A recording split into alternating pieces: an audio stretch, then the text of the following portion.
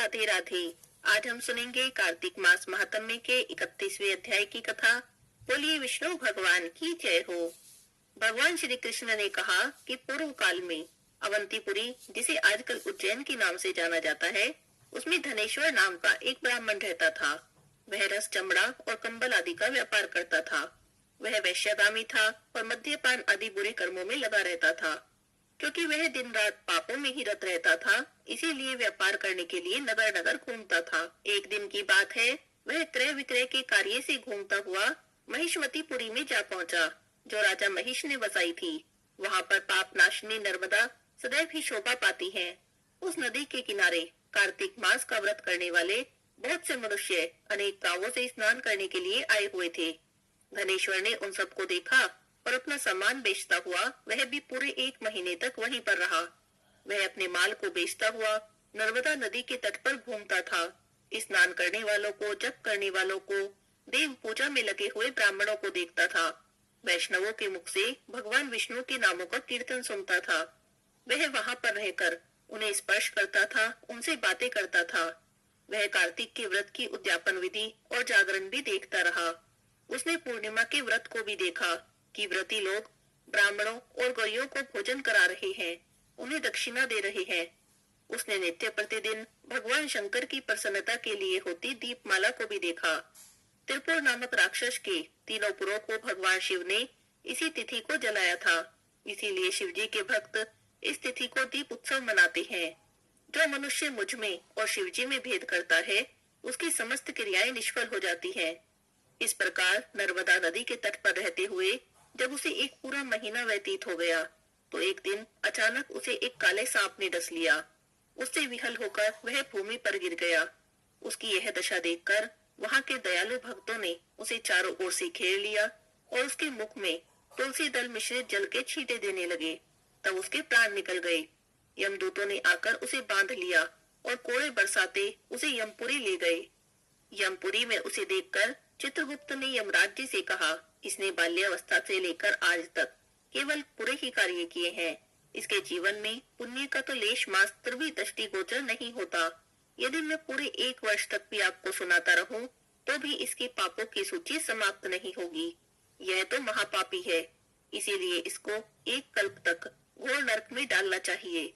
चित्रगुप्त जी की बातें सुनकर यमराज जी भी कुपित हो गए और काल नेमी के समान अपना भयंकर रूप दिखाते हुए उन्होंने अपने अनुचरों को आज्ञा देते हुए कहा, हे प्रेत सेनापतियों, इस दुष्ट को मुदगरों से मारते हुए कुंभीपाक नरक में डाल दो।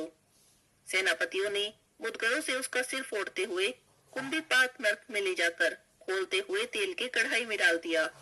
प्रेत सेनापतियों ने जैसे ही तेल के कढ़ाई में उसे डाला, वहां का कुंड शीतल हो गया। ठीक उसी प्रकार जिस प्रकार पूर्व काल में प्रहलाद जी को डालने से दैत्यों की जलाई हुई आग ठंडी हो गई थी। इस विचित्र घटना को देखकर प्रेत सेनापति यमराज जी के पास गए और सारा वृतांत उनसे कह सुनाया। उनकी बातें सुनकर तो यमराज जी भी आश्चर्यचकित हो गए और इस विषय में पूछताछ करने लगे। उसी समय नारद जी वहां पर आ गए और यमराज जी से कहने लगे, हे सूर्य नंदन, यह ब्राह्मण नरक का उपभोग करने के योग्य नहीं है। जो मनुष्य पुण्य कर्म करने वालों लोगों का दर्शन करता है, स्पर्श करता है, उनसे बातचीत करता है, वह उनके पुण्य का 6वां अंश प्राप्त कर लेता है। यह धनेश्वर तो 1 महीने तक श्री हरि के कार्तिक व्रत का अनुष्ठान करने वाले असंख्य मनुष्यों के संपर्क में रहा है। अतः यह उन सबके पुण्य का भागी हुआ। इसको अनिच्छा से पुण्य प्राप्त हुआ है, इसीलिए यह यक्ष की योनि में रहे और पाप भोग के रूप में सब नरक का दर्शन मात्र करके ही यम यातना से मुक्त हो जाए। भगवान श्री कृष्ण कहते हैं, हे देवी सत्यभामा, नारद जी के इस प्रकार कहकर चले जाने के बाद धनेश्वर को पुण्यात्मा समझते हुए यमराज ने दूतों को उसे नरक दिखाने की आज्ञा दे दी। यहाँ पर 31वें अध्याय की कथा पूर्ण होती है। अगले अध्याय की कथा हम कल सुनेंगे। बोलिए विष्णु भगवान की जय हो। पुन्नो नहाई पड़वा नहाई, 5 रतन 5 तीरथ, 5 विक्रम नहाई। आधे का लाई आंवला, आधे की राई, राई दामोदर सांवला, जिसने सृष्टि रचाई। राजा के घर उतरी पुत्री बन आई, राजा लाया ब्याह की रानी बन आई। 4 चक्कर 4 मक्कर, 4 दिए की लो, मैं तुमसे पूछूं श्री कृष्ण जी, कब निस्तारा होए? जब आएगा कार्तिक का महीना तब निस्तारा होए। जब आएगा कार्तिक का महीना तब निस्तारा होए। बोलिए पंचबिक्कू देवता की जय हो। एक साहूकार के बेटे की बहू थी जो बहुत सुबह उठकर कार्तिक के महीने में रोज गंगा जी नहाने जाती, पर आए पुरुष का तो मुंह भी नहीं देखती। एक राजा का लड़का था, वह भी रोज गंगा जी नहाने जाता। जब भी रोज गंगा जी नहाने जाता तो सोचता कि मैं रोज इतनी सुबह नहाने आता हूँ तो भी मेरे से पहले कौन नहा लेता है। 5 दिन कार्तिक के रह गए तो एक दिन साहूकार की बहू तो नहा के जा रही थी, राजा का बेटा आ रहा था। तो किसी के आने की आवाज सुनकर वो जल्दी जल्दी जाने लगी तो उसकी माला वहीं पर छूट गई। राजा का बेटा नहाने आया तो माला पड़ी देखी। उसने सोचा कि माला इतनी सुंदर है तो इसे पहनने वाली कितनी सुंदर होगी। उसने सारी नगरी में ढिंडोरा पिटवा दिया कि जिसकी ये माला है वो मेरे पास 5 दिन आएगी तब मैं उसकी माला वापस दूंगा। अब साहूकार की बेटे की बहू को तो सुन के बहुत गुस्सा आया, फिर भी उसने कहलवा दिया कि ठीक है, मैं 5 दिन आऊंगी, पर किसी को साख भरने के लिए बिठा देना। साख भरना मतलब गवाही देना, किसी को गवाही देने के लिए बिठा लेना।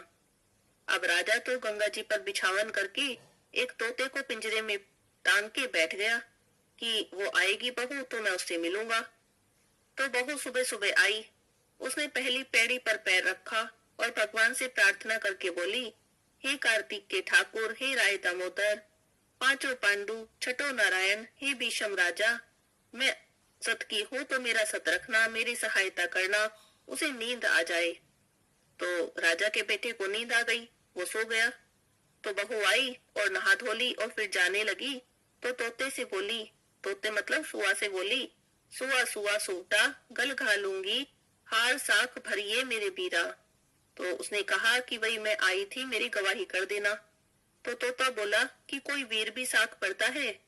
तो वह कहने लगी, सुआ सुआ सूटा पग घालूंगी, नेवर साख भरियो मेरे देवर।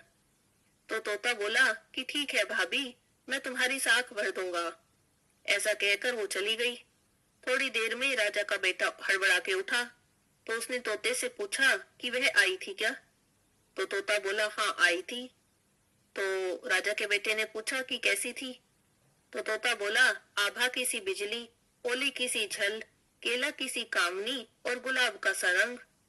तो राजा के बेटे ने सोचा कि आज तो मुझे नींद आ गई, पर कल मैं अपनी उंगली में चीरा लगा के बैठ जाऊंगा तो मुझे नींद भी नहीं आएगी। दूसरे दिन वो तो उंगली में चीरा लगा के बैठ गया। अब साहूकार के बेटे की बहू आई। उसने फिर वहां आते ही भगवान से प्रार्थना करी कि हे कार्तिक के ठाकुर, हे राई दामोदर, 5 पांडु, छठो नारायण, हे भीषम राजा, मेरी आज भी लाज रख लेना, मेरा सत रख लेना और उसे नींद आ जाए। तो बस जैसे ही वो आने लगी राजा के बेटे को नींद आ गई। तो वो तो नहा ली और नहा के गई तो तोते से अपनी साख भरवा गई, गवाही ले गई। अब राजा का बेटा उठा, उसने फिर तोते से पूछा कि आई थी क्या? तो तोते ने तो कल के जैसा ही जवाब दे दिया कि हाँ आई थी।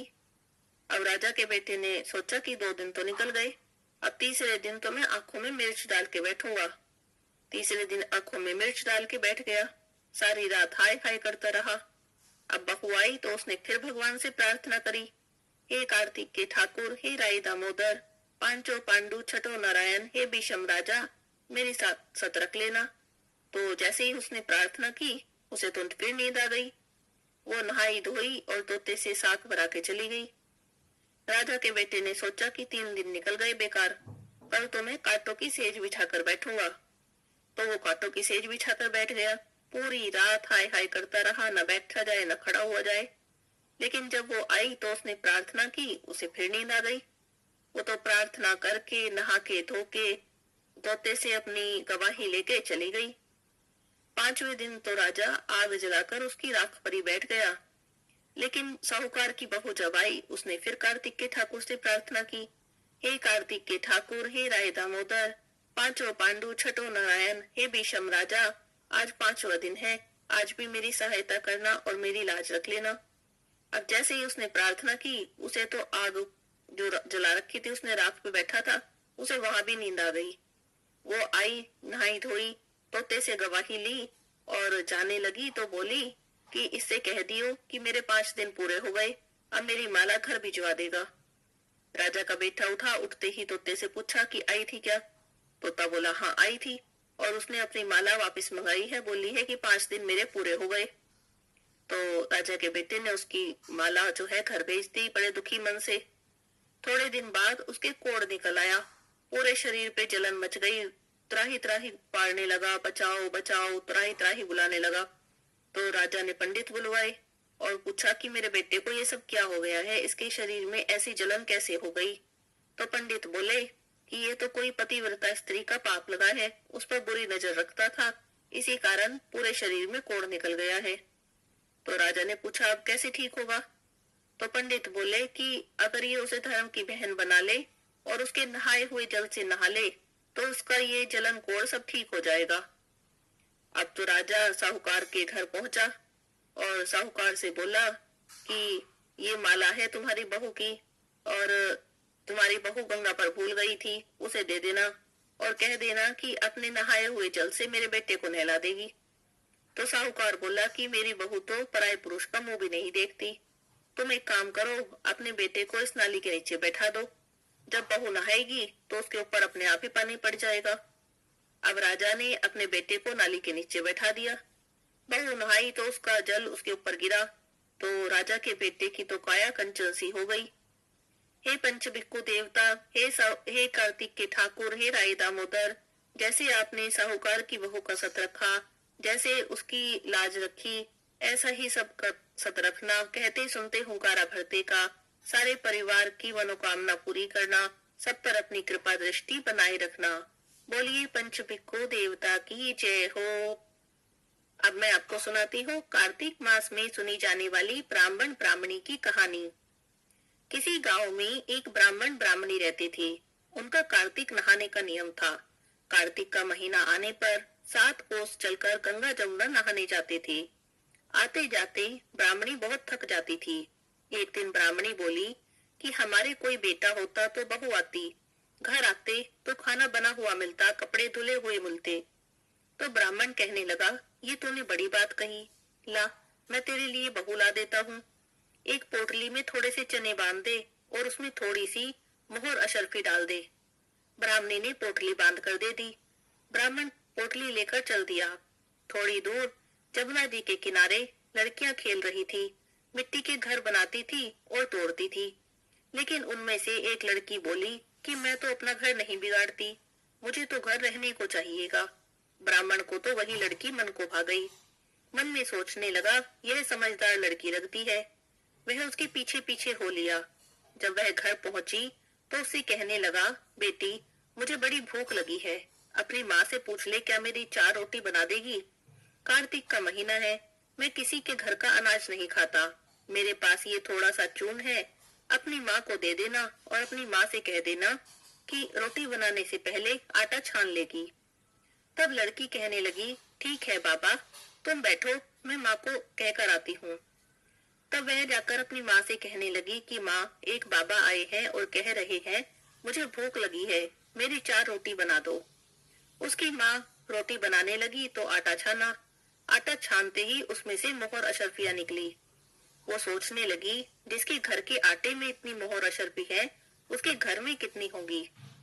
उसने रोटी बनाई और खाना परोस कर दे दिया। बाबा रोटी खाने बैठा तो उसकी माँ कहने लगी कि बाबा, तुम लड़के की सगाई करने जा रहे हो क्या? तब ब्राह्मण बोला कि मेरा लड़का तो काशी पढ़ने गया है, अगर तुम कहो तो खंडे कटारे से तुम्हारी लड़की को ब्याह कर ले जाऊं। तब उसकी माँ कहने लगी, ठीक है बाबा। वो लड़की ब्याह कर ले आया। आकर बोला, रामू की माँ, किवाड़ खोल, देख तेरे लिए बहू लाया हूँ। तो बुढ़िया अंदर से बोली कि हाँ मार ले, दुनिया तो बोली मारे ही है, तू भी मार ले। हमारे तो 7 जन्म भी बेटा नहीं है तो बहू कहाँ से आएगी। तब ब्राह्मण बोला कि ना, तू किवाड़ खोल। तब ब्राह्मणी ने किवाड़ खोले तो देखने लगी सामने तो बहू खड़ी है। उसने खूब आदर सत्कार किया और बहू को अंदर ले गई। अब ब्राह्मण ब्राह्मणी नहाने जाते तो पीछे से बहू घर का सारा काम करती, खाना बनाती, कपड़े धोती, रात में अपने सास ससुर के पैर दबाती। इस तरह करते करते बहुत सारा समय निकल गया। सास अपनी बहू से बोली कि बहू, कभी भी चूल्हे की आंच खत्म मत होने देना और मटके के पानी खत्म मत होने देना। एक दिन अचानक से चूल्हे की आंच खत्म हो गई तो बहू भागी भागी पड़ोस में गई और जाकर बोली कि मुझे थोड़ी सी आंच दे दो, मेरे चूल्हे की आंच बुझ गई है। मेरे सास ससुर आते होंगे, सुबह 4 बजे के गंगा जमुना नहाने गए हैं।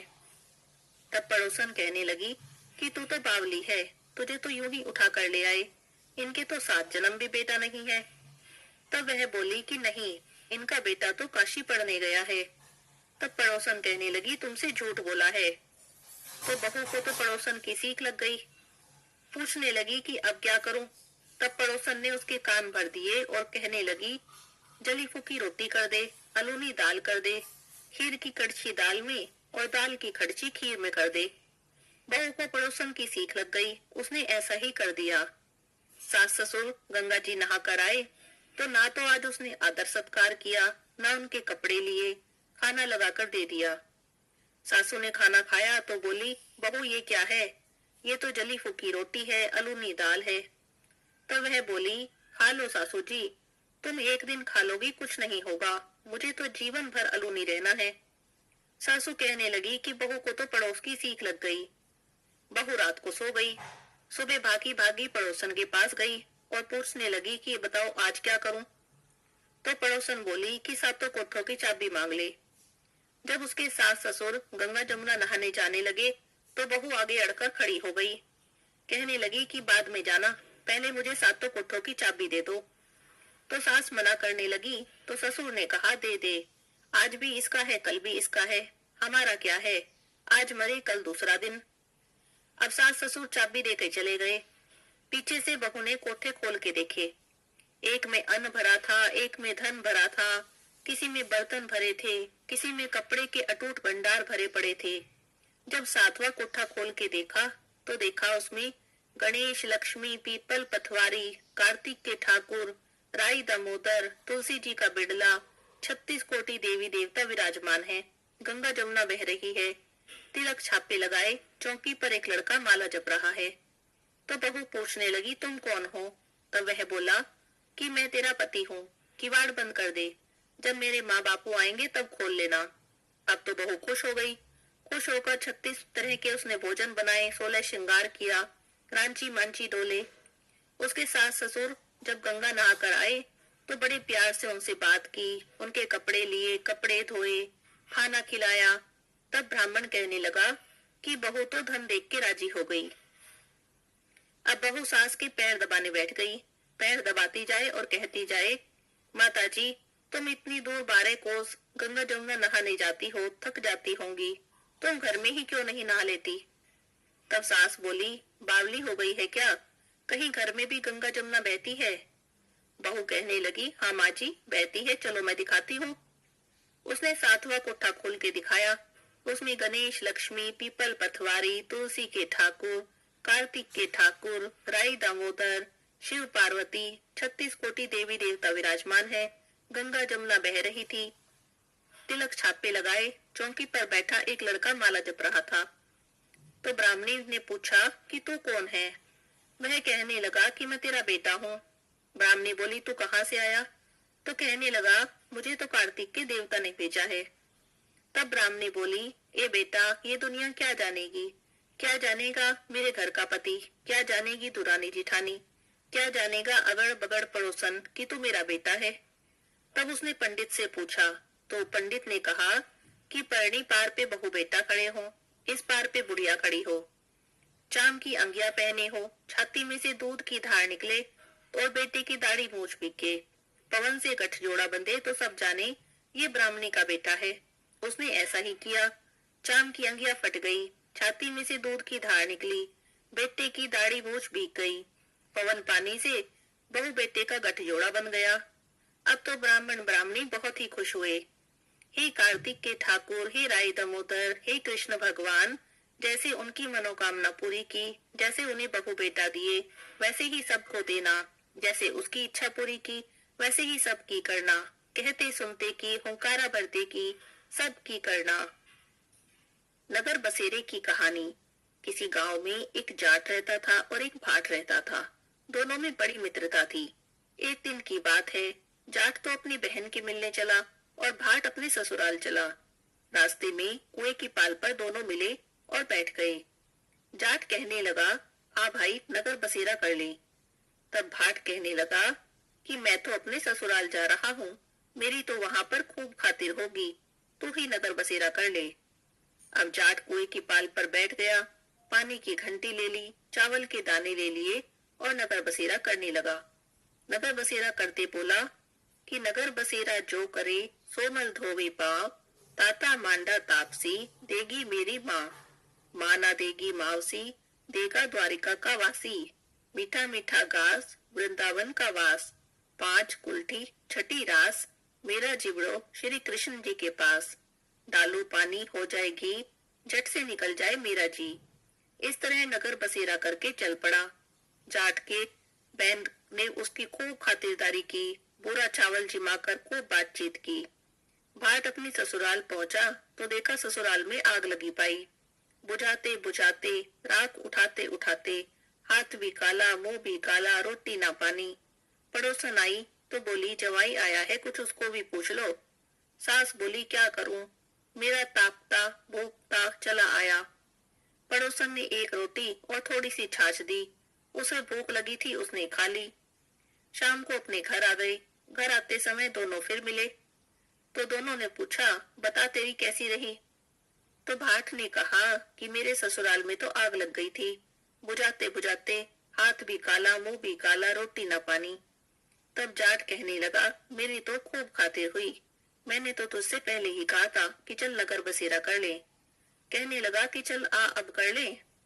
तो भाट बोला, ना, मैं तो अब भी ना करूं, तेरी तो मावसी है, पता नहीं रोटी देगी भी या नहीं देगी।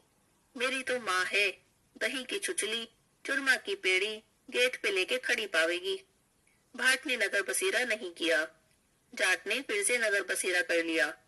नगर बसेरा जो करे सो मल धोवे पाँव, ताता माड़ा तापसी देगी मेरी माँ, माँ देना मावसी देगा द्वारिका का वासी, मीठा मीठा घास वृंदावन का वास, पांच कुल्टी छठी रास मेरा जिबड़ो श्री कृष्ण जी के पास, डालू पानी हो जाएगी झट से निकल जाए मेरा जी। इस तरह नगर बसेरा करके चल पड़ा। भाट और जाट दोनों घर पहुंच गए। घर पहुंचते ही जाट की मावसी ने तो उसका बहुत लाड चाव किया, बहुत खातिरदारी की। भाट घर पहुंचा तो उनकी भैंस खो गई। अब उसका बापू एक लाठी उठावे एक तरे, कहने लगा, ससुराल गया तो आग लगा दी, यहाँ आया तो भैंस खो दी, पहले भैंस ढूंढ कर ला तभी रोटी पानी मिलेगी। अब भाट को सारा दिन हो गया ढूंढते ढूंढते, पर भैंस नहीं मिली। बाजार में फिर दोनों मिले तो जाट ने पूछा, बोल कैसी रही। तब भाट कहने लगा कि आते ही मेरे बापू की भैंस खो गई, बस ढूंढ रहा हूँ सुबह से, ना रोटी ना पानी। तब जाट कहने लगा, मैंने तो पहले ही कहा था नगर बसेरा कर ले। तब भाट बोला कि तेरे नगर बसेरे में यदि इतना गुण है तो चल अब कर ले। दोनों बैठ गए, नगर बसेरा करने लगे।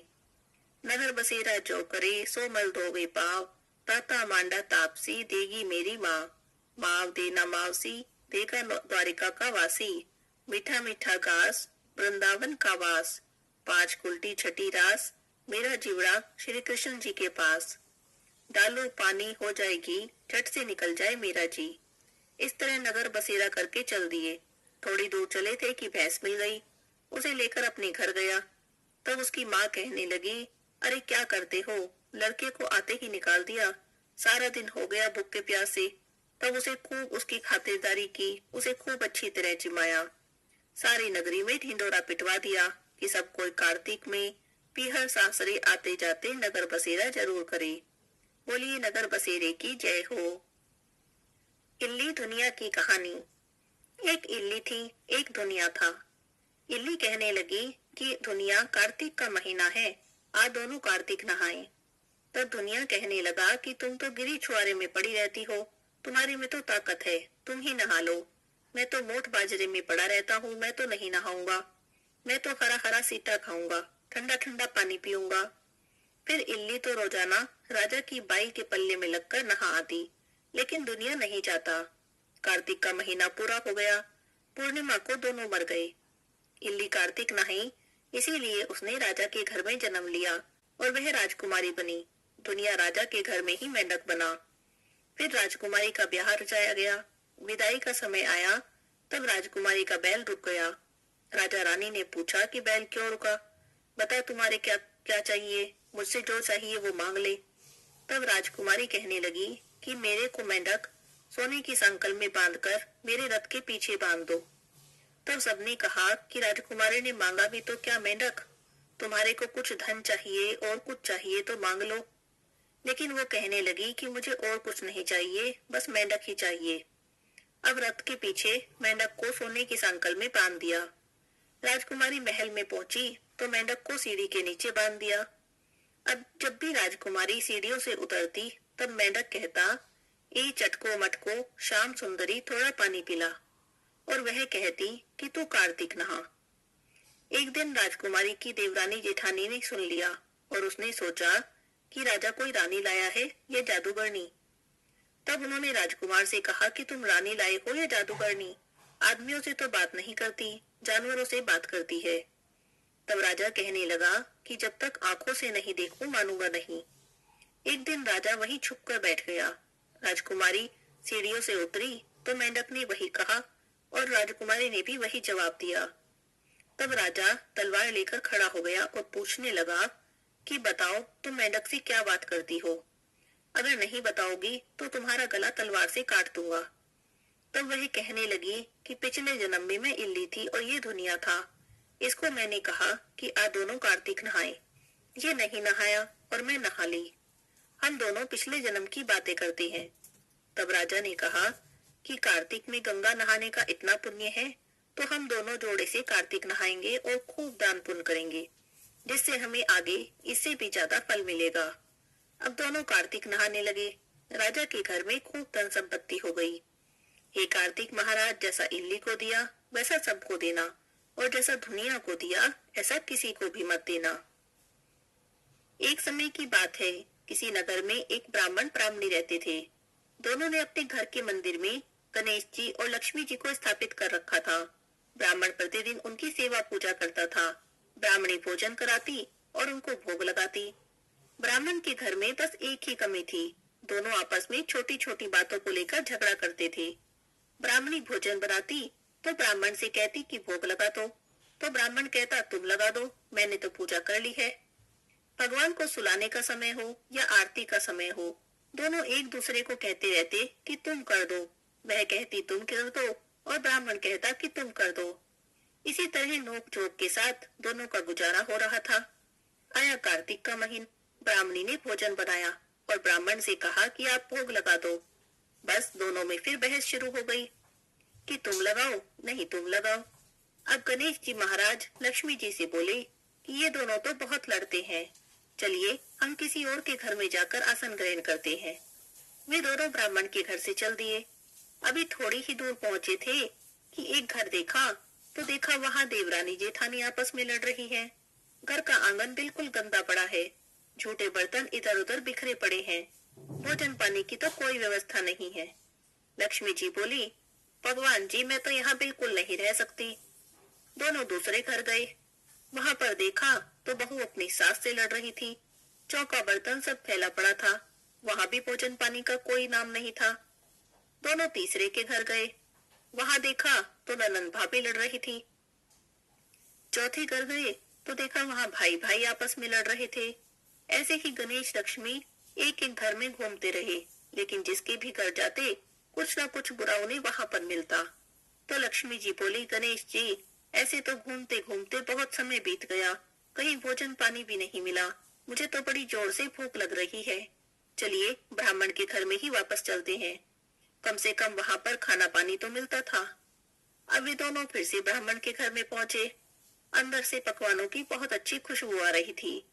दोनों ने दरवाजा खटखटाया तो अंदर से ब्राह्मणी बोली कि कौन है? तब वे बोले कि हम गणेश लक्ष्मी हैं। ब्राह्मणी बोली कि मैं तो नहीं खोलती दरवाजा, तुम पहले चले गए थे, अब क्यों आए हो? तब वे बोले कि अब हम नहीं जाएंगे। ब्राह्मणी भी बड़ी होशियार थी, बोली मैं नहीं मानती कि अब दोबारा नहीं जाओगे, पहले मुझे वचन दो तभी मैं दरवाजा खोलूंगी। तो लक्ष्मी जी बोली कि मांगिए, क्या मांगती है। तब वह बोली, अन्न दो, धन दो, पूत पालन दो, सोने का हार दो, कुल भाई बहू दो, हाथी दो, घोड़े दो, खूब लाभ लश्कर दो, 16 बरस की मेरी काया दो, ऐसा वचन दो। तब लक्ष्मी जी बोली, जाओ ब्राह्मणी, तुम्हें सब प्राप्त होगा। अब ब्राह्मणी ने दरवाजा खोल दिया। गणेश जी और लक्ष्मी जी ने अंदर प्रवेश कर लिया और ब्राह्मणी से कहने लगे, ब्राह्मणी, तूने तो हमें ठग लिया, पर जा, जो तूने मांगा है सब तुझे मिलेगा। मैं 7 पीढ़ी तक तेरे घर में विराजमान रहूंगी। ऐसा कहकर गणेश जी और लक्ष्मी जी ब्राह्मण के घर में विराजमान हो गए। उनकी कृपा से ब्राह्मण के घर में सब सुख हो गया। हे गणेश जी महाराज, हे लक्ष्मी माता, जैसे आपने ब्राह्मण ब्राह्मणी पर कृपा की, वैसे ही इस कथा को कहते सुनते सब पर अपनी कृपा बनाए रखना, सबके घर में वास करना, सबके घर में खूब धन संपत्ति देना। बोलिए गणेश जी महाराज की जय हो, लक्ष्मी माता की जय हो। कार्तिक मास के शुक्रवार की कहानी। एक सास बहू थी। बेटा काम धंधा करता था, महीने 2 महीने में घर आता था। सास शुक्रवार की मूर्ति सिंहासन पर बैठाकर पूजा करती थी। एक दिन सास बहू से कहने लगी कि मैं तीर्थ करने जा रही हूँ, तुम मेरे शुक्र भगवान की पूजा कर लेना। अब सास तो बहू को पूजा की विधि समझाकर चली गई। बहू ने नहा धोकर काम धंधा करके खा पी लिया। शुक्रवार की पूजा नहीं की। शुक्र महाराज को गुस्सा आ गया। तरह तरह की विपत्ति घर में आ गई। बच्चे बीमार हो गए, लड़के का काम छूट गया, बीमारी में सारा पैसा खत्म हो गया। घर में झाड़ पोंछ कर शुक्र महाराज की मूर्ति को भी कूड़े में डाल आई। अब तो लड़का भी बीमार हो गया। सास तीर्थ यात्रा से वापस आई तो घर को देखकर बड़ा दुख हुआ। रात को सपने में शुक्र महाराज आए और बोले कि तेरी बहू ने मेरी पूजा नहीं की, मेरा बड़ा अपमान किया, इसीलिए सारा धन नष्ट हो गया है। सुबह उठकर देखा तो शुक्र महाराज की मूर्ति भी नहीं थी। बहू से बोली, बहू, मेरी शुक्रवार की मूर्ति कहाँ गई। बहू बोली, मुझे नहीं पता। सास घर बुहार कर कूड़ा फेंकने गई तो वहां देखा शुक्रवार की मूर्ति पड़ी थी। वहां से मूर्ति उठा लाई, नहलाकर बड़े प्रेम से पूजा की, आरती की, विनती की। सास बहू दोनों शुक्रवार के व्रत करने लगी। लड़के का काम फिर से लग गया, बीमारी ठीक हो गई। बेटा बोला, हमारी बुद्धि खराब हो गई थी, कूड़े में शुक्रवार की मूर्ति फेंक आई। सास बोली, हे शुक्रवार महाराज, जैसे बेटा बहू से रूठे हो, किसी से भी मत रूठना। जैसे सास पर अपनी कृपा की, ऐसे ही सब पर करना। कहते सुनते हुंकारा भरते पर। बोलिए शुक्र भगवान की जय हो। तुलसी माता की आरती। तुलसी महारानी नमो नमो, तुलसी महारानी नमो नमो, हरि की पटरानी नमो नमो, तुलसी महारानी नमो नमो। धन तुलसी पूर्ण तप कीनो, शालिग्राम बनी पटरानी नमो नमो, तुलसी महारानी नमो नमो। जहाँ के पत्र मंजरी कोमल, श्रीपति कमल चरण लपटानी नमो नमो, तुलसी महारानी नमो नमो, तुलसी महारानी नमो नमो, हरि की पटरानी नमो नमो। कौन से महीने में बोई रानी तुलसा, कौन से महीने में हुई हरियाली नमो नमो, तुलसी महारानी नमो नमो। कौन से महीने में हुई तेरी पूजा, कौन से महीने में हुई पटरानी नमो नमो, तुलसी महारानी नमो नमो। आषाढ़ मास में बोई रानी तुलसा, सावन मास में हुई हरियाली नमो नमो, तुलसी महारानी नमो नमो। कार्तिक मास में हुई तेरी पूजा, मंगसिर मास में हुई पटरानी नमो नमो, तुलसी महारानी नमो नमो। धूप दीप नैवेद्य आरती, पुष्पन की वर्षा बरसानी नमो नमो तुलसी महारानी, नमो नमो। 56 भोग 3600 व्यंजन, बिन तुलसी हरि एक न मानी, नमो नमो तुलसी महारानी, नमो नमो। जो कोई तुलसा जी को सवेरे गाए, श्री कृष्ण के दर्शन पाए, नमो नमो तुलसी महारानी, नमो नमो। जो कोई तुलसी जी को दोपहर को गाए, खीर खांड के भोग लगाए, नमो नमो तुलसी महारानी, नमो नमो। जो कोई तुलसी माँ को शाम को गाए, श्री कृष्ण जी की आरती उतारे, नमो नमो तुलसी महारानी, नमो नमो। जो कोई तुलसी जी को रात में गाए, श्री कृष्ण जी के चरण दबाए, नमो नमो तुलसी महारानी, नमो नमो। सभी सखी मैया तेरो यश गावे, भक्ति दान दीजो महारानी, नमो नमो तुलसी महारानी, नमो नमो। हरि की पटरानी, नमो नमो तुलसी महारानी, नमो नमो। बोलिए तुलसी माता की जय हो, विष्णु भगवान की जय हो, लक्ष्मी माता की जय हो।